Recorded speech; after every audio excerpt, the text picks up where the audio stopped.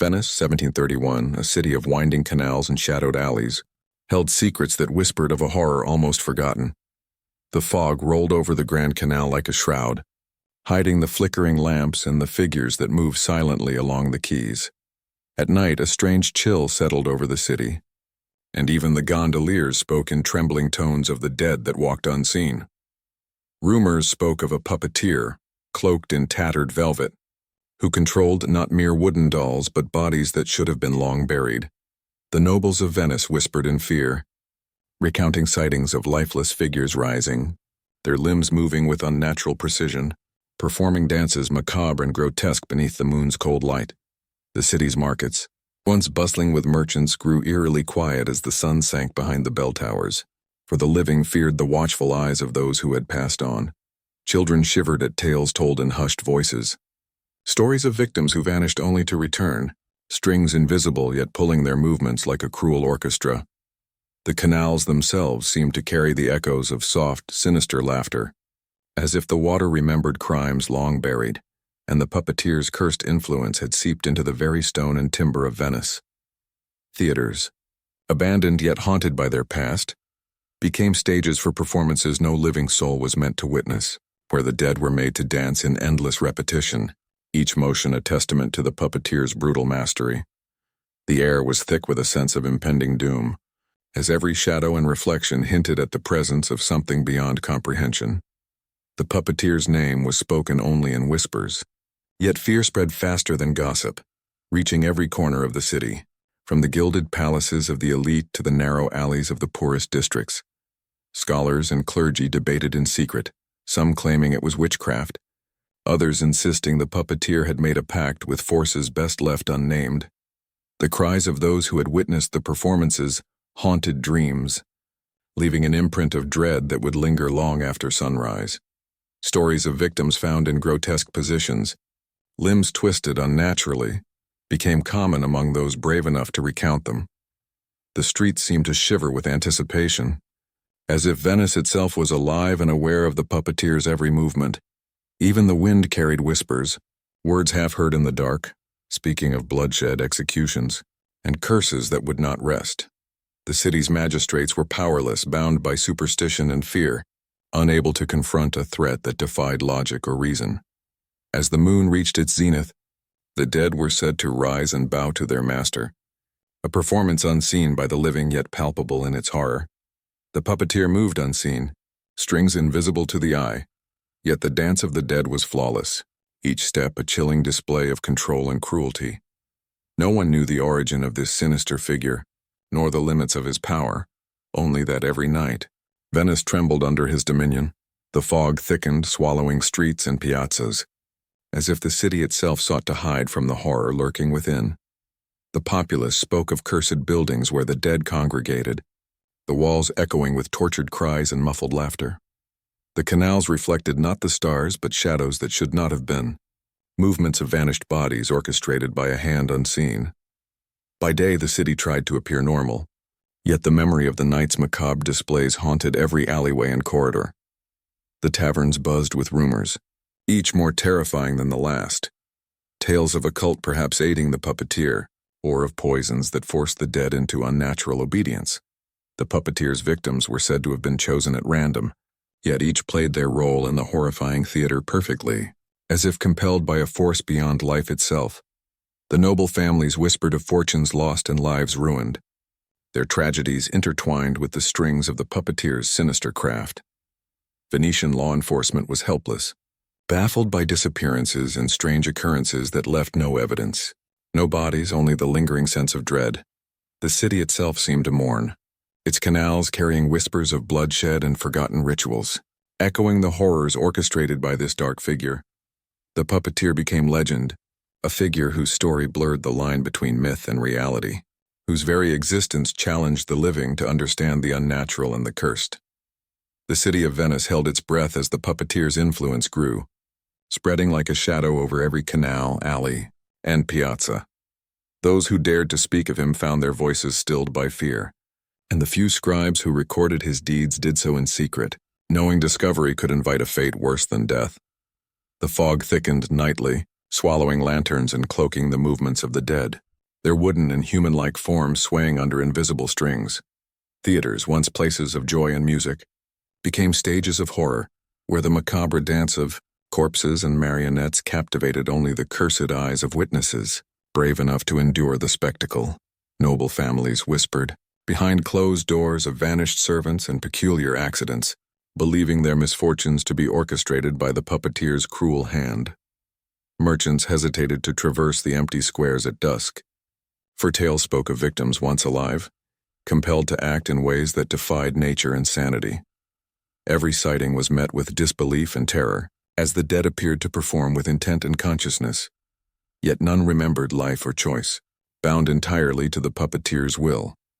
The city's chroniclers described grotesque processions at midnight, shadows of movement against the canals, the air vibrating with whispers of execution, torture, and bloodshed that the living could neither prevent nor understand.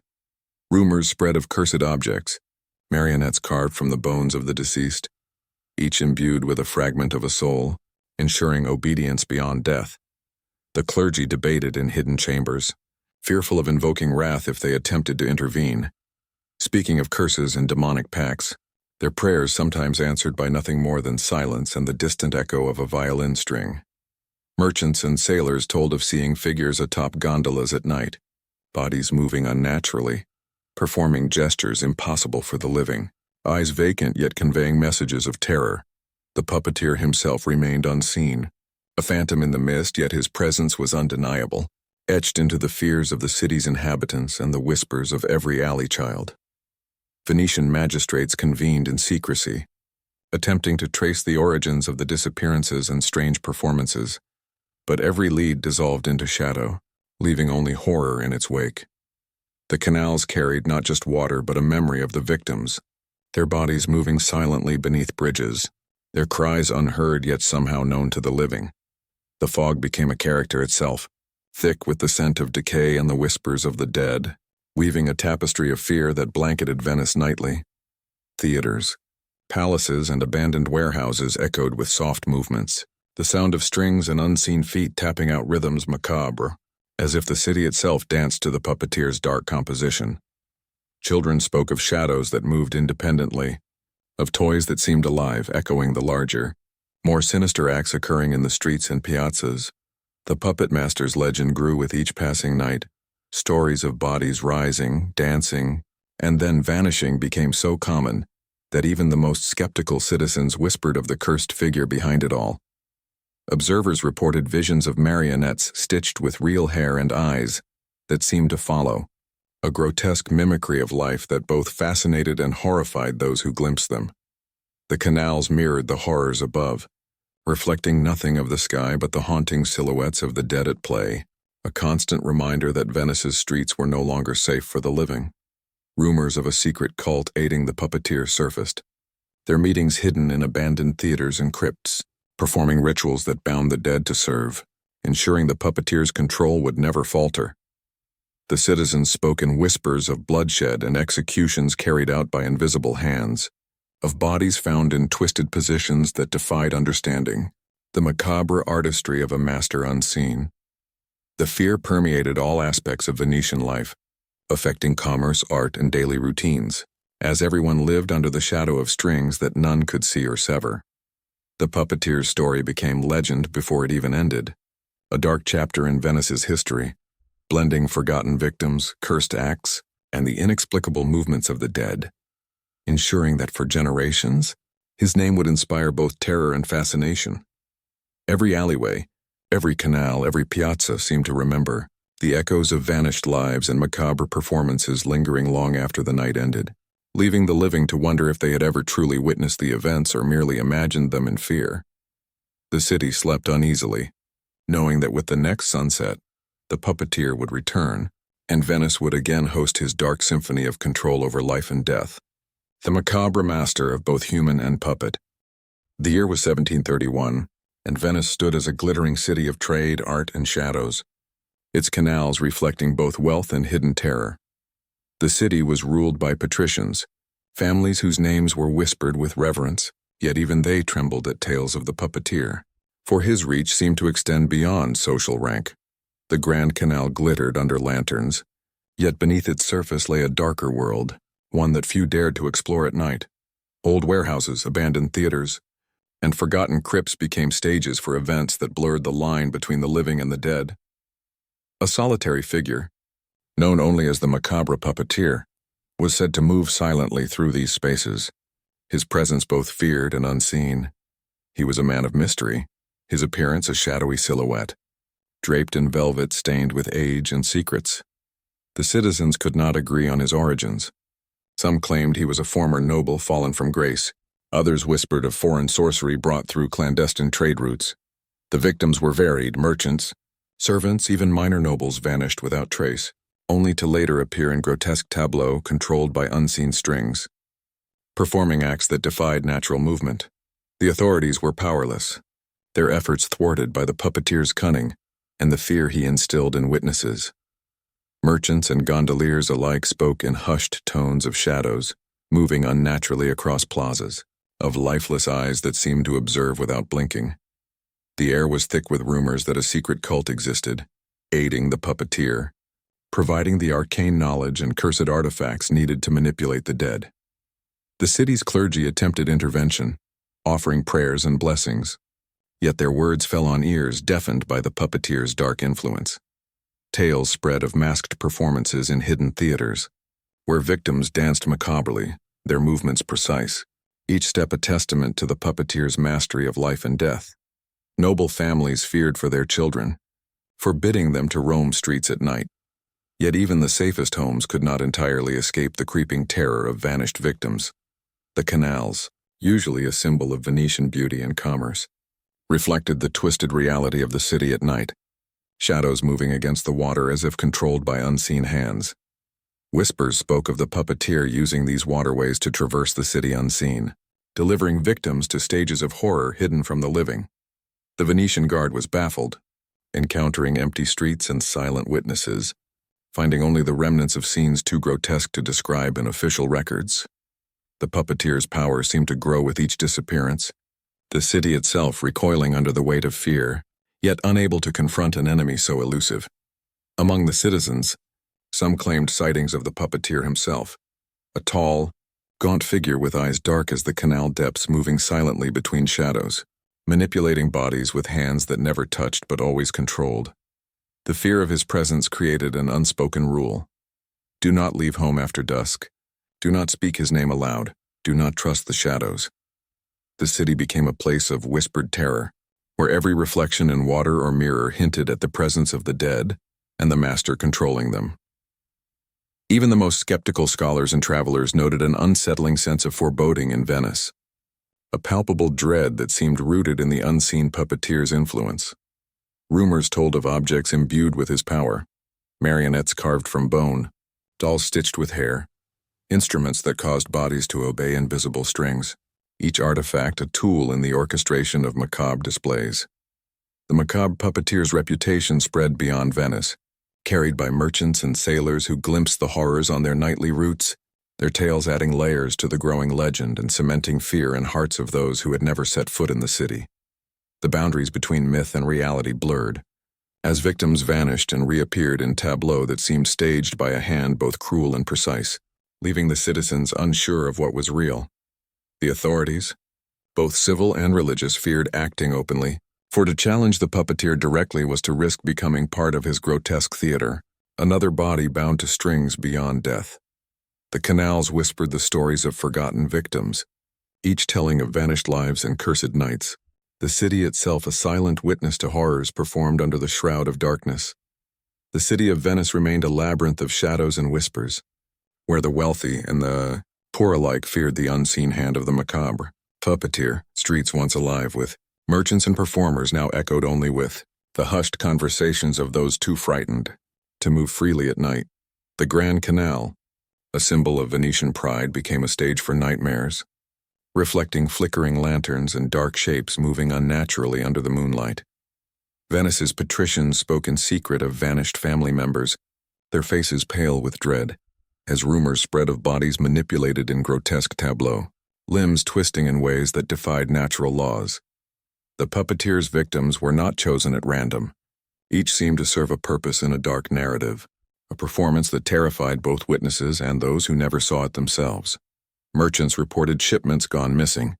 Gondoliers whispered of lifeless passengers boarding boats that later disappeared, and tavern owners recounted sightings of shadows performing macabre dances in abandoned theaters.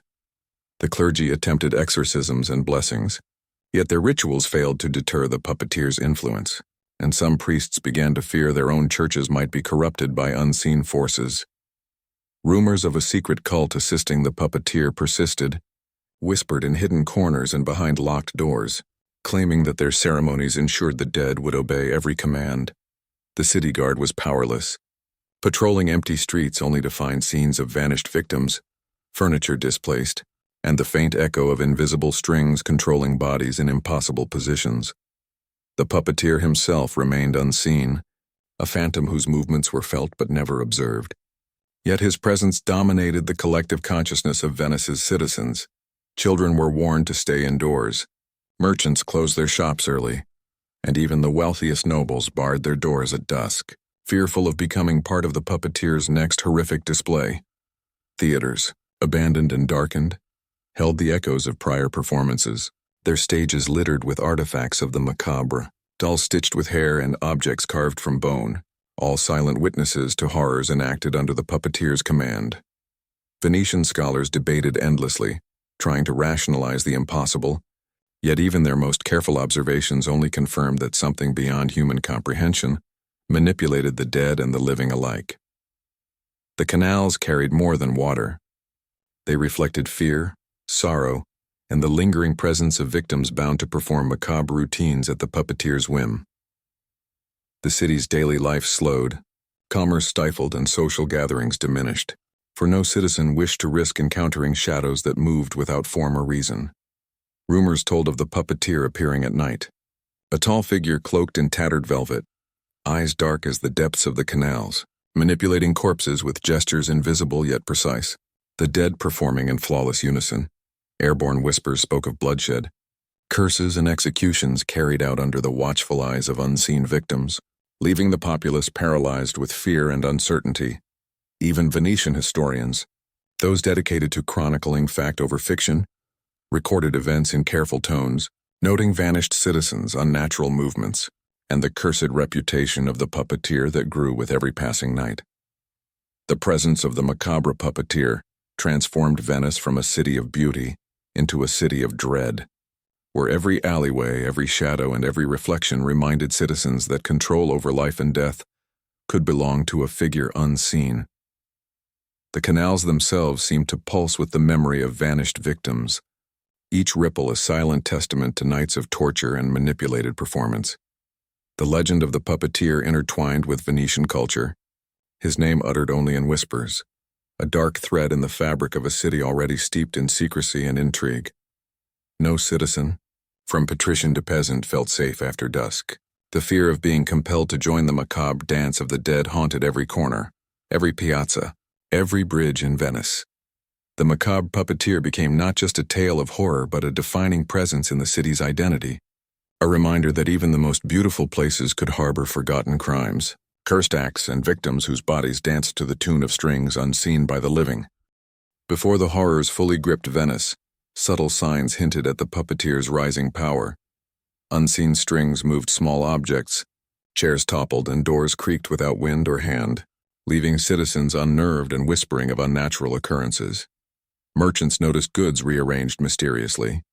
Gondoliers reported ghostly figures gliding across the canals at twilight, and children told tales of dolls moving on their own in empty rooms. These minor disturbances were dismissed at first, shrugged off as superstition or coincidence, yet the frequency and intensity grew with each passing night. Rumors spread of a shadowy figure lurking near abandoned theaters, his presence hinted at by faint, eerie music and the sudden appearance of strange marionettes, carved from materials too ghastly to describe. The nobles, initially skeptical, began to experience strange accidents. Servants found in contorted positions, small animals lifeless in bizarre arrangements, and mysterious bruises on those brave enough to venture out after dusk. The city's clergy grew anxious, hearing confessions of whispered voices and seeing parishioners, disturbed by visions of the dead moving independently. Merchants spoke in hushed tones of missing shipments and invisible hands rearranging merchandise, a growing evidence that something beyond human control manipulated the city streets. The first vanishings of victims occurred quietly, unnoticed amid the busy markets, yet survivors recounted shadows guiding bodies to unknown locations, orchestrating macabre displays. The fog over the canals thickened disproportionately at night, carrying with it the faint stench of decay, adding to the growing tension that gripped Venice. Theaters that were once vibrant with life were abandoned, their stages now covered in dust and faint stains that whispered of past horrors and warned of future ones. Early witnesses reported seeing the puppeteer, cloaked and silent, manipulating small groups of corpses as practice, perfecting the control he would later wield over more significant numbers of victims. The city's gossip networks buzzed with tales of cursed marionettes, dolls stitched with hair, and objects that seemed to pulse with a life of their own, each story layering fear upon fear among the citizens. Even the Venetian guard, trained for thieves and bandits, felt unease as they patrolled streets where shadows moved contrary to logic, and noises carried from abandoned buildings that seemed alive with unseen activity. The growing rumors created an atmosphere of paranoia. Neighbors feared neighbors, and families barred doors and windows to protect themselves from invisible manipulation. Early attempts to intervene, prayers, blessings, or confrontations proved fruitless, leaving both clergy and authorities unsettled and increasingly desperate. The city's canals reflected not just lantern light but the shifting shadows of bodies moving under the puppeteer's unseen command, creating a sensation that Venice itself was alive and complicit in the macabre activities. Every sighting, every minor disturbance strengthened the legend, and by the time the first major disappearances were reported, Venice was already ensnared in fear, its citizens primed for the horrors to come. Rumors spoke of victims compelled to perform, of hands moving without bodies, and of whispers guiding the living toward traps set by the puppeteer himself. The subtle buildup created a sense of inevitability. The citizens felt the coming darkness, yet no one could foresee its full scope or resist its advance. As the days passed, the minor, eerie events accumulated into a pattern unmistakable to those paying attention. Venice was being claimed, step by step, by the macabre puppeteer, whose mastery over life and death was growing stronger with each vanished victim. The city's atmosphere became tense, expectant and fearful, each alleyway carrying the weight of unseen eyes, each canal reflecting shapes that should not have moved, and each shadow a harbinger of what was to come. The subtle disturbances escalated into undeniable horrors. As Venice began to feel the puppeteer's full influence, victims started to vanish from crowded piazzas, their absence noticed only when shadows remained unnaturally still, and their belongings were found arranged in bizarre formations. Merchants reported entire stalls emptied overnight, not by thieves but by invisible forces that left behind twisted remnants of goods, as if mocking the living. Theaters that had once hosted lively performances now smelled of decay and whispered secrets. The stage floors warped by repeated macabre acts, and the empty seats seemed to watch silently, anticipating the next performance. The puppeteer's presence became more tangible, fleeting glimpses of a figure draped in tattered velvet, moving without sound, manipulating corpses with gestures precise and cruel. The first accounts of bodies appearing in grotesque tableaux reached the city's magistrates, detailing contorted limbs, hollow eyes, and expressions frozen in terror, evidence that the dead were dancing to an unseen conductor's will. Clergy and scholars convened in secret, attempting to understand the dark arts at work, fearing that intervention might provoke curses or further bloodshed. Rumors suggested that a secret cult had formed, devoted to enhancing the puppeteer's power through rituals, poisons, and incantations, each act ensuring the dead obeyed without resistance. Neighborhoods fell silent at dusk. Families barred doors and windows, and even the wealthiest patricians avoided evening walks, all under the unspoken acknowledgement of the puppeteer's dominion. The canals themselves seemed alive, reflecting movements that had no source, and whispers carried on. The wind spoke of vanished citizens performing tasks against their will, bound by invisible strings. The city's guard, unable to confront the supernatural, reported chilling accounts of corpses standing or kneeling in unnatural postures, then disappearing when approached, leaving no trace but a lingering sense of dread. Early witnesses described seeing the puppeteer's shadow cast across walls, though no source was visible. a presence both terrifying and commanding, orchestrating performances of the dead for unseen audiences. The atmosphere grew tense, with merchants, gondoliers, and citizens sharing stories of victims coerced into macabre dances, their movements eerily synchronized yet devoid of any human agency. The citizens began to fear not only the dead but each other, wondering who might fall under the puppeteer's influence next, as paranoia spread faster than any visible sign of threat. The subtle buildup of earlier disturbances coalesced into a terrifying certainty. Venice was under siege by a force that defied reason, logic, and life itself. Every night brought new evidence, vanished individuals reappearing in grotesque displays, whispers of cursed marionettes acting independently, and artifacts imbued with sinister power, hinting at dark rituals that bound the living and the dead alike. The city's culture, commerce, and daily routines were altered. Markets closed early, festivals were canceled, and theaters remained shuttered, leaving Venice silent and waiting for the next act in the puppeteer's horrifying theater. Early confrontations were attempted, but priests, scholars, and guards alike found themselves outmatched by an unseen hand, controlling bodies with absolute precision, the victim's motions both mechanical and hauntingly lifelike. Rumors of bloodshed and torture spread, detailing executions orchestrated by the puppeteer to maintain control, instilling terror in those who had yet to witness his power directly. The tension reached a fevered pitch as Venice realized that what began as minor disturbances had evolved into a pervasive, unstoppable force with the puppeteer's control extending into every alley, home, and canal. The citizens waited in hushed terror, knowing the next vanishings, the next macabre performances were inevitable, and that each new victim added to the puppeteer's growing dominion over life, death, and the haunted streets of Venice. The city braced itself, for the buildup had concluded.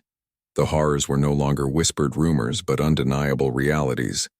The stage set for tragedies that would haunt Venice for years, victims bound to strings controlled by a master unseen yet omnipresent.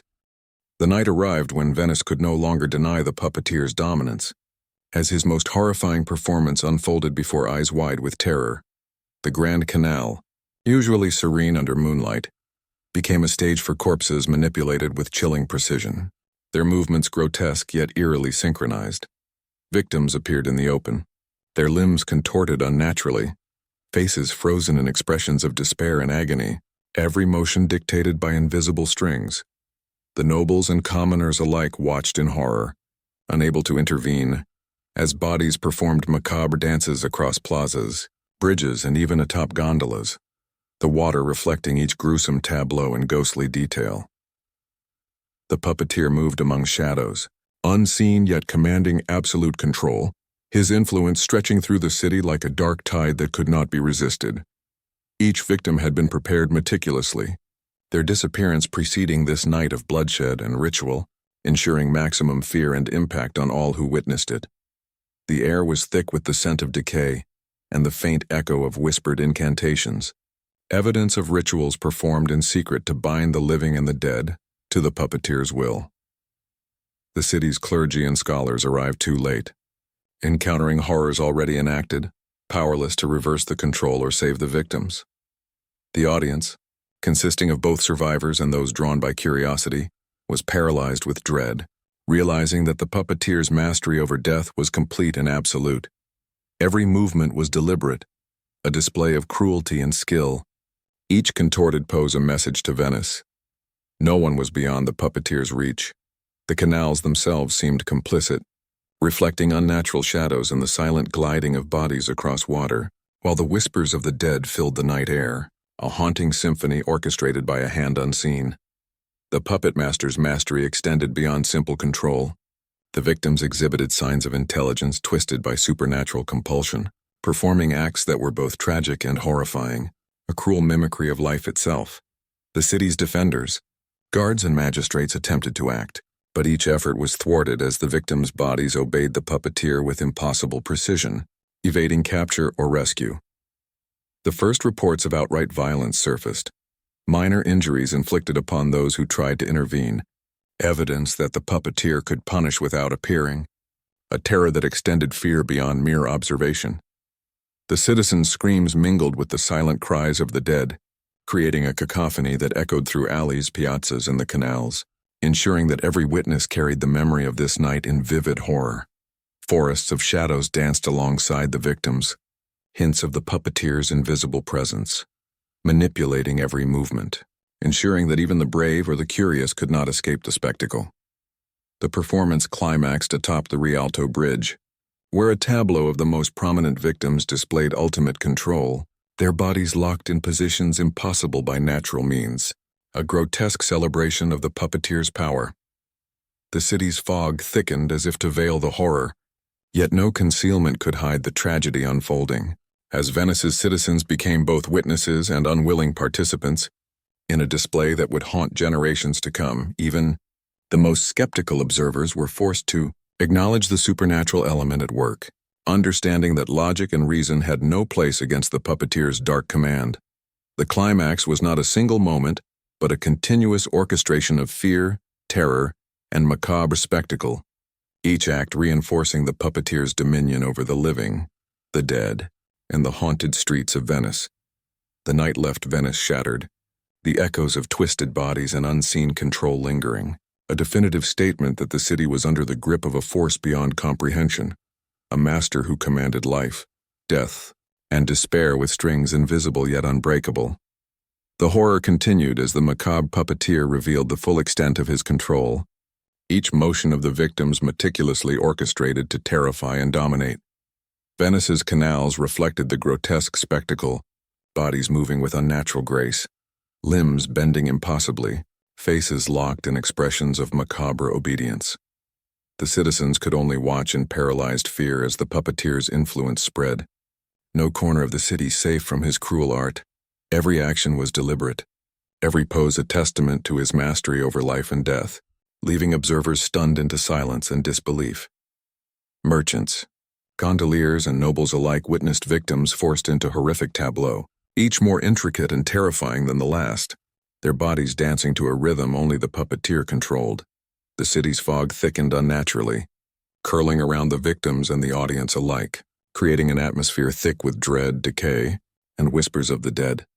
Rumors of cursed marionettes, stitched with hair and bone, circulated among the terrified citizens, reinforcing the belief that the puppeteer's power was supernatural and unyielding.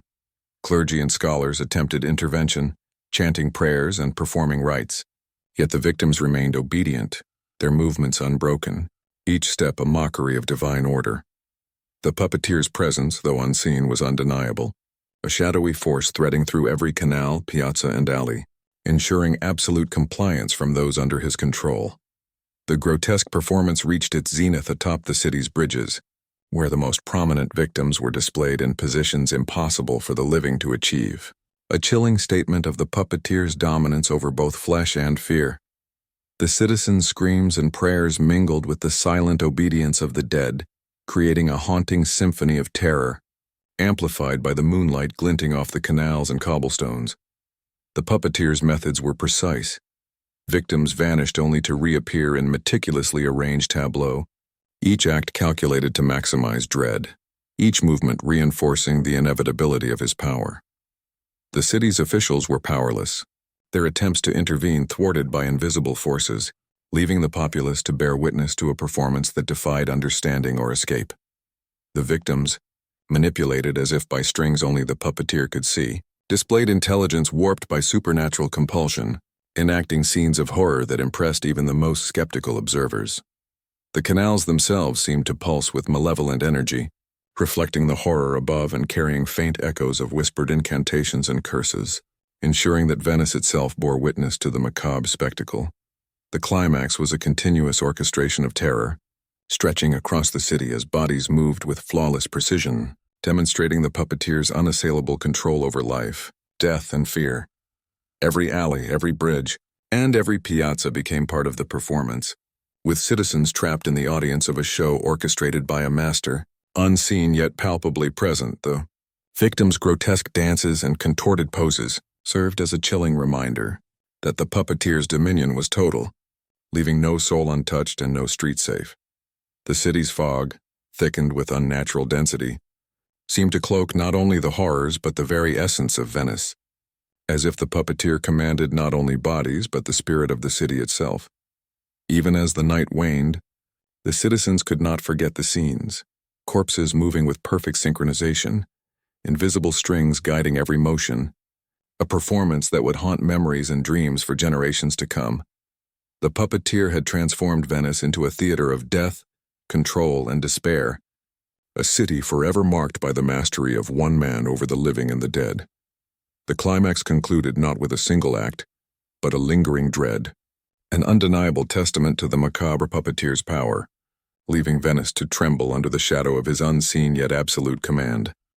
In the days following the puppeteer's night of terror, Venice remained shrouded in fear and unease. Citizens walked cautiously, their eyes constantly scanning shadows for movements that could indicate the puppeteer's return.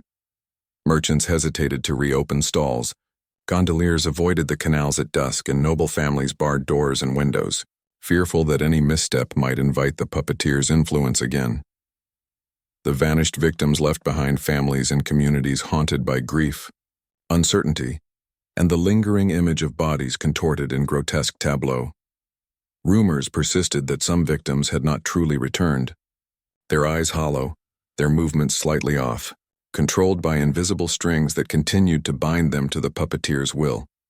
The city's clergy and scholars documented what they could, yet even their records failed to capture the full extent of horror, leaving Venice with an incomplete understanding of the events and a growing sense of helplessness.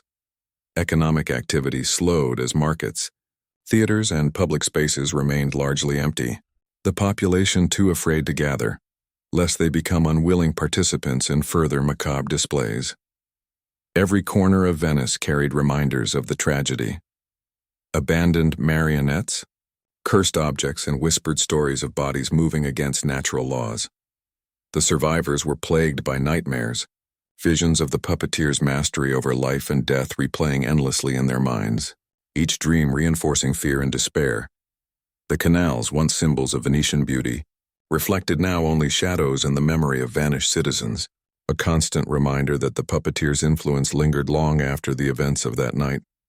The magistrates, powerless and unsure how to proceed, debated in secrecy, knowing that public acknowledgement of the puppeteer's deeds could incite panic and chaos, further destabilizing the already terrified city. Rumors spread of those who had attempted to resist the puppeteer, only to meet mysterious deaths, reinforcing the notion that no one could oppose him without dire consequence. The victims' families lived in uncertainty, some attempting to reclaim or care for those returned under macabre compulsion, yet often finding themselves unable to communicate or connect with loved ones now puppets of a dark will. Theaters, warehouses, and hidden chambers across Venice were sealed or abandoned, leaving the city physically scarred and psychologically shaken, the stage of horrors now frozen in memory but never truly forgotten. The public's fear translated into superstition, with citizens performing nightly rituals, prayers, and protective gestures in an attempt to ward off further manipulation. The canals themselves seemed changed, carrying a heavier air, a sense of watching eyes, as if Venice itself had absorbed the puppeteer's control and now bore its imprint upon every reflection and ripple.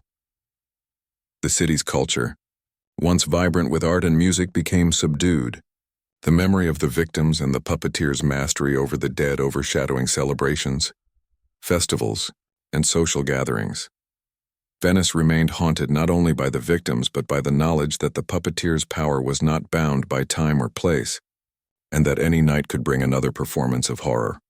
Rumors of cursed marionettes and possessed objects continued, whispered in marketplaces and taverns, each story a reminder of Venice's vulnerability and the puppeteer's enduring dominion. Though the immediate night of terror had passed, Venice carried forward a collective trauma, a citywide fear that shaped the lives, decisions, and behaviors of its citizens for years, ensuring that the puppeteer's presence remained a constant, invisible shadow over the city. Even months later, children spoke in trembling voices of shadows moving on their own, servants whispered of objects behaving strangely, and merchants noted odd occurrences, all suggesting that the puppeteer's influence, though unseen, persisted beyond the initial atrocities. The city's records reflected vanished victims, mysterious injuries, and unexplained occurrences, a historical testament to events that left Venice forever changed, blending grief, fear, and fascination in a haunting legacy. The aftermath was a chilling mix of loss, helplessness, and pervasive dread, cementing the Macabre Puppeteer story in Venetian memory, a dark narrative of victims, cursed acts, and the horrifying consequences of mastery over the dead. Weeks turned into months, yet Venice remained ensnared in the puppeteer's lingering influence. Citizens avoided the streets at night, and the canals, once alive with commerce and beauty, reflected only shadows and memories of vanished victims. The families of those returned lived in fear, observing subtle changes in behavior, hollow stares, and movements that hinted at continued control, evidence that the puppeteer's dominion had not ended. Rumors of cursed objects and marionettes persisted, whispered in taverns and marketplaces, reinforcing the idea that Venice was still under the shadow of a dark, unseen hand. Clergy attempted repeated blessings, scholars documented anomalies, yet no action reversed the horrors, leaving the city in a state of perpetual anxiety. Merchants hesitated to travel, and theaters remained shuttered, the ghost of past performances haunting every stage and alleyway, a constant reminder of the puppeteer's brutal mastery. The city's elite debated solutions in secrecy, fearful that public knowledge would incite panic, yet powerless to reclaim control over the vanished and returned victims. The canals themselves seemed imbued with a memory of horror, the waters reflecting distorted images and faint movements of bodies unseen by the living, a testament to the puppeteer's enduring power. Even the youngest citizens, previously shielded, grew aware of whispers, shadows, and the possibility of unseen manipulation, embedding fear into daily life and social interactions. Venice's culture shifted, with festivals canceled, gatherings subdued, and every corner of the city carrying the weight of dread, an invisible presence felt in every alley, bridge, and piazza. The magistrates documented disappearances, mysterious injuries, and the grotesque tableau left behind, creating records that would serve as historical warnings of the puppeteer's reign of terror.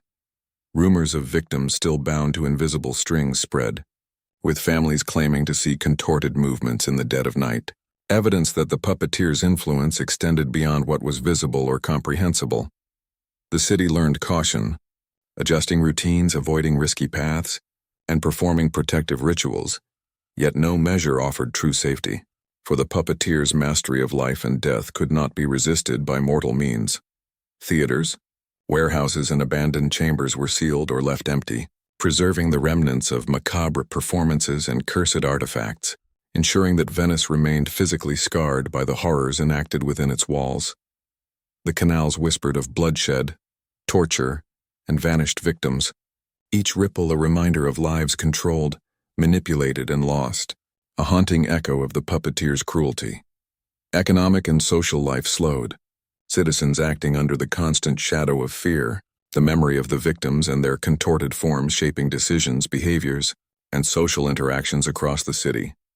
The surviving witnesses became carriers of stories, tales of vanished individuals, grotesque displays, and cursed objects passing into legend, cementing the puppeteer's terror into the cultural fabric of Venice. The city remained haunted not only by memories, but by the possibility of recurrence, the knowledge that any night could bring new victims, new performances, and further evidence of the puppeteer's dominion over both living and dead. Every reflection in water or mirror became suspect, every shadow a potential manifestation of control, ensuring that fear persisted as a constant companion to Venetian life. The macabre puppeteer's actions left Venice irrevocably altered. Victims bound to invisible strings, cursed artifacts scattered, and citizens haunted by the knowledge that control over life and death had been wielded so completely and cruelly. The aftermath stretched beyond immediate loss, embedding paranoia, grief, and vigilance into daily existence, a city living under an invisible tyrant whose mastery remained absolute. Even years later, stories of vanished citizens, subtle manipulations, and grotesque tableau persisted, ensuring that Venice's memory carried the weight of bloodshed, torture, and the puppeteer's macabre artistry. The city's heart beat with the legacy of fear, sorrow, and the haunting knowledge that the victims, both living and dead, remained instruments in a symphony controlled by the master of strings unseen and unstoppable. Despite the passage of time, Venice remained enshrouded in unease, the puppeteer's legacy refusing to fade. Rumors persisted of vanished citizens reappearing in strange places, their bodies moving in ways that suggested unseen control, their minds seemingly absent yet performing complex, deliberate acts. The city's canals whispered of cursed marionettes, objects imbued with fragments of the dead, each artifact carrying a trace of the puppeteer's mastery, ensuring obedience beyond death. Scholars and clergy debated the nature of these occurrences, some attributing them to dark rituals, others to science beyond contemporary understanding, yet none could offer explanations that quelled fear. Merchants spoke in hushed tones of deliveries arriving seemingly guided by invisible hands, objects moving without touch and bodies appearing and disappearing under mysterious circumstances. Theories arose of a secret cult still active in Venice, maintaining the puppeteer's control through occult practices, their gatherings hidden in abandoned theaters, crypts, and warehouses, each ritual reinforcing the power over victims and cursed artifacts. The city's children claimed to see shadows acting independently, toys moving without contact, and whispers calling them to places they should not go, evidence that the puppeteer's influence extended even to the youngest minds. Rumors of cursed objects, marionettes stitched with hair, instruments carved from bone, and other grotesque artifacts circulated, each said to possess the ability to compel obedience from the living or dead. The Venetian guard reported instances of bodies found in impossible positions, limbs bent in unnatural ways and victims unable to speak, yet performing tasks with precision, their actions directed by an unseen force. Theaters, warehouses, and hidden chambers were avoided, feared not only for physical danger, but because of whispered tales of curses that persisted, binding anyone who trespassed to the puppeteer's lingering will. The city's fog, thickened by rumor and memory, seemed almost sentient, carrying whispers of vanished victims and echoes of past bloodshed, a palpable reminder that Venice itself remembered the puppeteer's cruelty. Citizens spoke of fleeting visions of a figure cloaked in tattered velvet, appearing only briefly before vanishing, a ghostly reminder that the puppeteer had never truly left. Even those who dismissed tales of dark magic could not ignore patterns of disappearances, objects moving without contact, and the macabre phenomena surrounding marionettes, leaving Venice trapped between skepticism and terror. Rumors of science failing to explain the puppeteer's influence persisted, from bodies moving independently to artifacts that seemed to carry fragments of consciousness, phenomena that confounded even the most rational observers. The city became a place of whispered warnings, shadows avoided and reflections feared, each alley, canal, and bridge holding the potential for macabre surprises. The line between the natural and supernatural blurred. The puppeteer's legacy was not limited to the dead. The living were equally ensnared, their behavior subtly influenced by fear, superstition, and the haunting presence of cursed objects and vanished victims. The mysteries multiplied as citizens reported unexplainable occurrences, bodies appearing in strange tableaux long after the puppeteer's initial reign, shadows moving contrary to light, and objects acting with a will of their own. Theories ranged from curses and demonic pacts to forgotten knowledge of manipulating life and death, each explanation as chilling and unsettling as the phenomena itself. Venice's nights became a landscape of unease, where silence was broken only by faint, inexplicable sounds, shadows that defied logic, and the ever-present sense that the puppeteer's hand, though unseen, remained firmly upon the city's heart. The mystery of vanished victims, cursed marionettes, and the puppeteer's ongoing influence ensured that Venice's legacy remained intertwined with horror, fear, and the unknown, a city never truly free from the shadow of macabre control. The unexplained events continued to haunt Venice long after the puppeteer's most notorious acts, leaving citizens to wonder if he had ever truly departed. Vanished victims reappeared sporadically, their movements controlled, their eyes hollow, suggesting the puppeteer's influence persisted beyond death and beyond time. Rumors of cursed objects spread through whispers, marionettes stitched with hair, instruments carved from bone, and artifacts imbued with fragments of the dead, each capable of bending life to the puppeteer's will. Scholars and clergy attempted investigations, debates, and blessings, yet nothing explained the phenomena or curtailed the ongoing disturbances. Merchants reported deliveries arriving without anyone present, goods moving on their own, and shadows performing acts without bodies, all hinting that unseen forces guided by the puppeteer remained active. A secret cult was rumored to continue, performing rituals in abandoned theaters, crypts, and hidden chambers, reinforcing the puppeteer's control over both the living and the dead. Children claimed toys moved by themselves.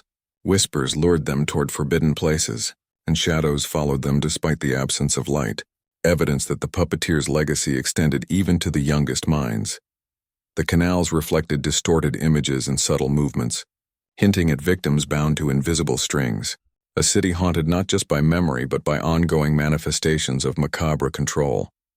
Citizens spoke of fleeting visions of a figure in tattered velvet, appearing briefly before vanishing, an ever-present reminder that the puppeteer had not truly left. Even skeptics acknowledged patterns too consistent to ignore. Bodies found in impossible positions, artifacts behaving independently, and subtle manipulations that defied reason, leaving Venice caught between disbelief and terror. Theaters, warehouses, and hidden chambers remained off-limits, their reputations for curses and continued influence discouraging anyone from entering, ensuring the puppeteer's reach endured. Airborne whispers spoke of bloodshed, torture, and vanished victims, their echoes carried by the city's fog, reinforcing fear and the sense that Venice itself remembered every act of cruelty. The living, haunted by fear and superstition, altered routines, avoided streets, and performed nightly rituals in hope of protection. Yet no measure guaranteed safety from unseen control.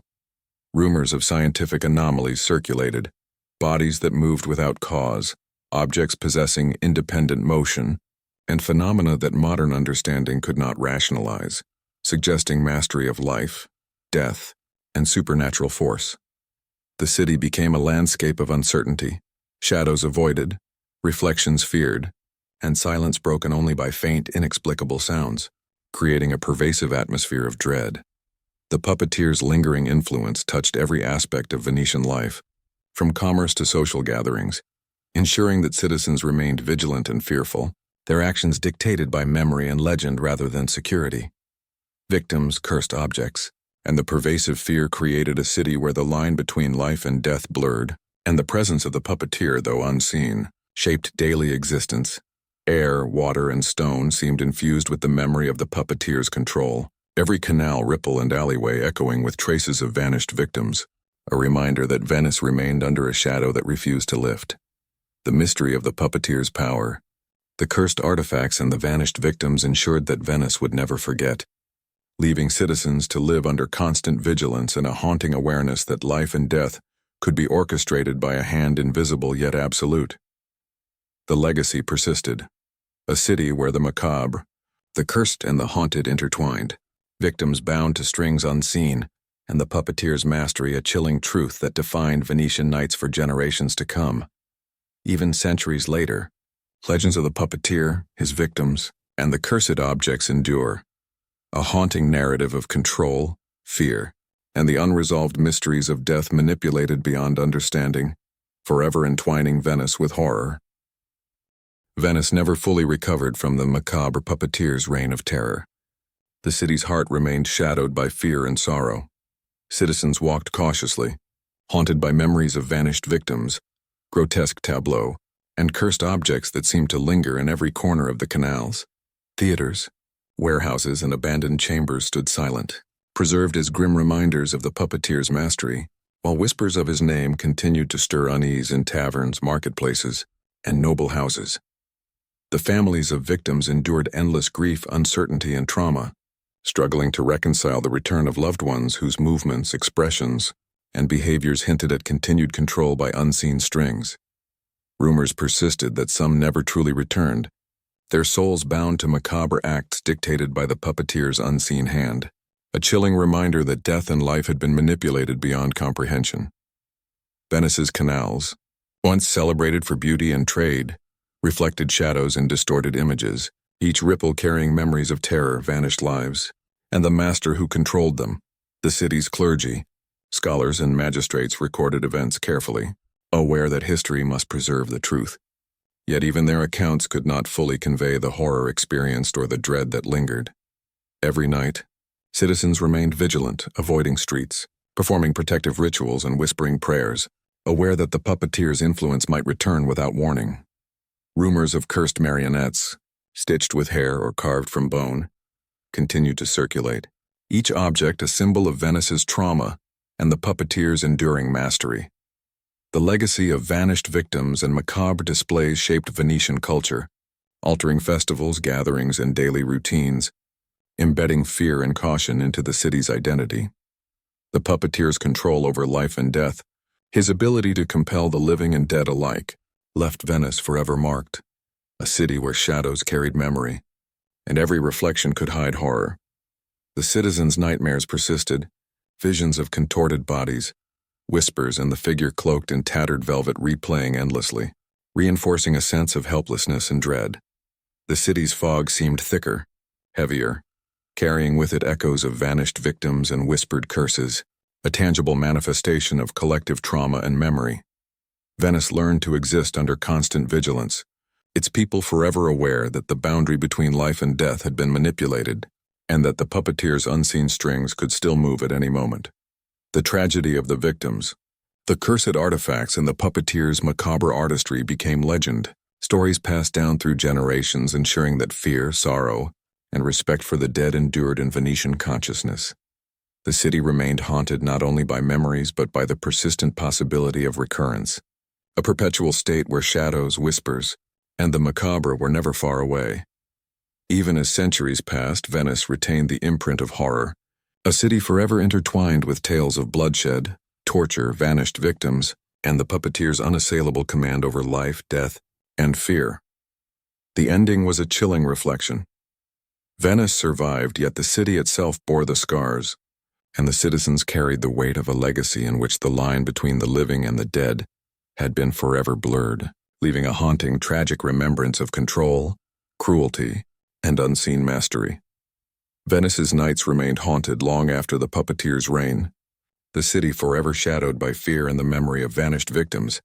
Citizens moved cautiously, haunted by grotesque tableaux and cursed objects, aware that the unseen strings of the macabre puppeteer could still manipulate life and death at any moment.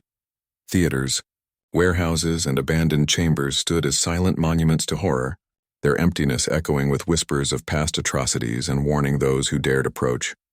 The families of victims struggled with grief and uncertainty, often observing subtle signs that returned loved ones were still controlled, their movements unnatural, their expressions hollow, a constant reminder of the puppeteer's enduring mastery. Rumors of cursed marionettes, stitched with hair or carved from bone, persisted, each object symbolizing the puppeteer's reach beyond death, and the city's inability to fully reclaim its safety or peace. Venetian canals, once celebrated for beauty, reflected distorted images and moving shadows, a daily reminder of vanished victims and the master who orchestrated their suffering. The clergy, scholars, and magistrates continued to document the events, ensuring that history preserved the truth. Yet no record could fully convey the terror, the sorrow, or the pervasive dread that gripped the city. Citizens adopted protective rituals, avoided streets, and whispered prayers, living in a perpetual state of vigilance, knowing the puppeteer's unseen influence could strike without warning. The legacy of vanished victims, macabre displays, and cursed artifacts shaped Venetian culture, altering gatherings, festivals, and daily routines, embedding fear and caution into every aspect of life. The puppeteer's control over life and death left Venice marked forever, a city where shadows carried memory, reflections hid horror, and the boundary between living and dead was blurred. The nightmares of citizens replayed endlessly, contorted bodies, whispers of the vanished, and visions of a figure cloaked in tattered velvet, reinforcing helplessness and fear. The fog over Venice carried the weight of collective trauma, echoing vanished voices and sinister whispers, a palpable reminder of horrors that could never be erased from memory. Even centuries later, tales of the macabre puppeteer, cursed marionettes, and victims bound to invisible strings endured, a chilling testament to the mastery of control, cruelty, and the macabre. The city itself became a character in the tragedy, its canals, alleys, and piazzas bearing witness to the bloodshed, torture, and vanished lives orchestrated by an unseen hand. Venetians adapted, yet fear remained, a constant companion, shaping decisions, behaviors, and social interactions across generations, ensuring that the puppeteer's shadow lingered long after his acts. The ending reflected a tragic reality.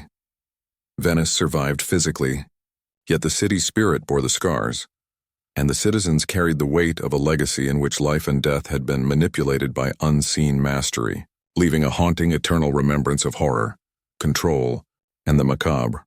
Artifacts, stories, and whispers ensured that no one could forget, and every night reminded the living that the puppeteer's dominion was never truly gone.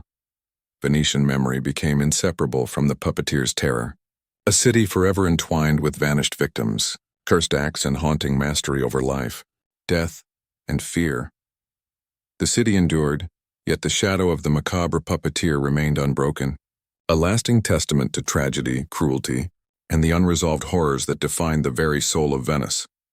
The citizens carried forward the stories, rituals, and vigilance, a living acknowledgement that the puppeteer's influence, though unseen, shaped every reflection, every shadow, and every heartbeat, ensuring that Venice would forever be haunted by the legacy of vanished victims, cursed objects, and macabre mastery.